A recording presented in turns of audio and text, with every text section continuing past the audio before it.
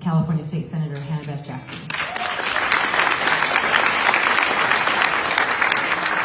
Well, good evening. I've just come in from Sacramento. I was going to give you a little update, but I feel the first thing I need to do is pretend I'm Richard Simmons and ask all of you just to breathe.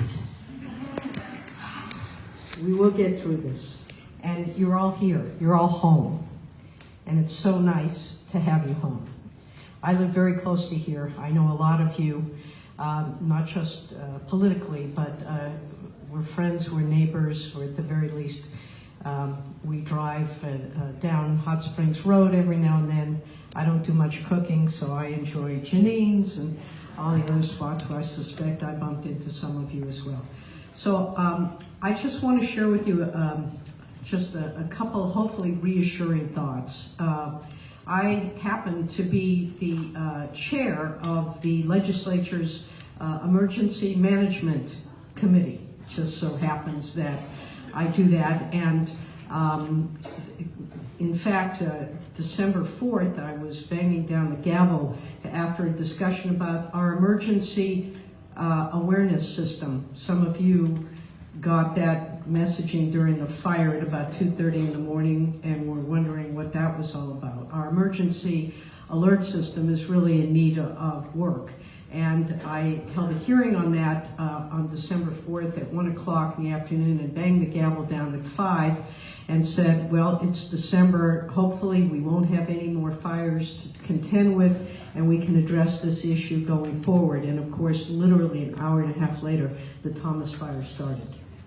So I actually have introduced legislation when it comes to making sure that we're all getting the emergency alert system and that it is a much better system. You know, 911 is 40 years old. The world has changed dramatically.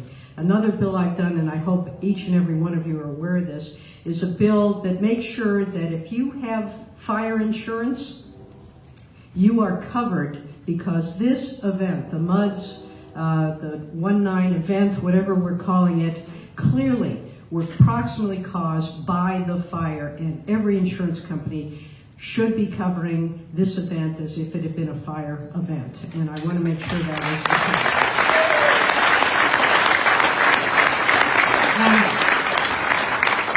If you're having any problem with that, please call my office. I have staff here, they're going to kill me. But please call the office or speak with DOS or speak with any of these folks here. We are determined you are going to get whatever assistance is available in that regard. So let me just say I have been in regular touch with the Office of Emergency Services. I spoke with the head of it yesterday, Mark Ghilarducci. DOS mentioned he was here in the district. I know he met with Mona, he met with everybody here. He's the fellow who's sort of like the traffic cop.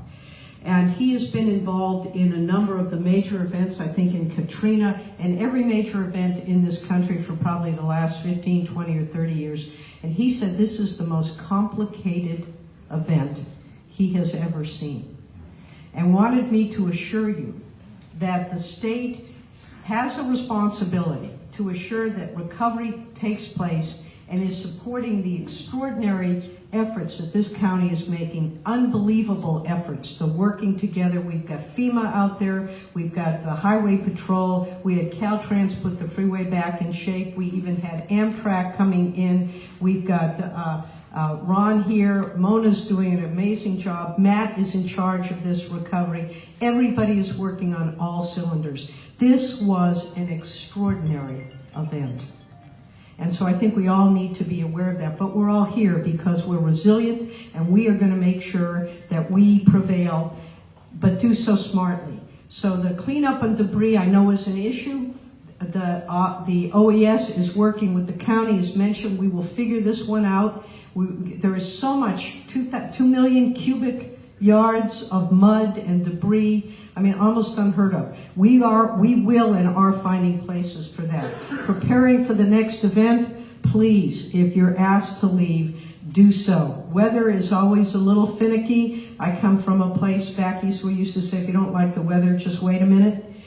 But these events, we might miss one or two, they might not happen, but it doesn't matter, because if the third time around we have a major disaster like we've had, there will be more loss of life, and none of us here want that to happen. So please pay attention. Fourth, the recovery itself. Mr. Ghilarducci says, remember, and he said, please remind the people this is a marathon, not a sprint. There is a lot of work to be done, and for most of us here, we're dealing with the short term, the midterm, and the long term, because we want to rebuild. This is indeed the most beautiful place on the planet in which to live, and we all want to be here. So, as we envision, as we get through the difficult times and we envision the future, the new infrastructure, buying down the risk, I'd like you to give some thought to that as we make sure we take care of everything we need to do in the present and in the immediate future. We, on the state level, I can tell you I've discussed this matter personally with the governor. He's very well aware of what's happening here. I invited him to come down just yesterday. I think I was at a meeting with him, asked him to come down to Montecito to meet with the people of the community. He said he would. He was actually going to come earlier, but he got sick. And I told him now that he's well, we expect him to come and to tour and to meet with the community and to at least get eyeballs on what's been happening, both in terms of the disaster itself and how this community has come together. The Bucket Brigade, by the way, you're now famous up in Sacramento.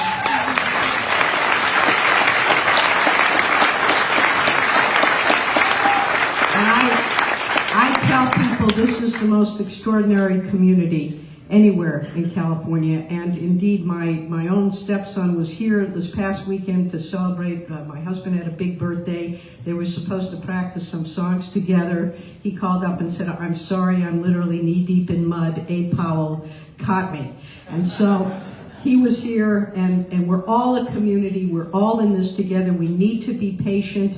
The people are genuinely working as hard as possible. Remember, this has been an extraordinary event, but we are an extraordinary community. So please, know that the state is working with you. Know that the FEMA is working with you. The county is doing extraordinary work, and we will overcome. Thank you.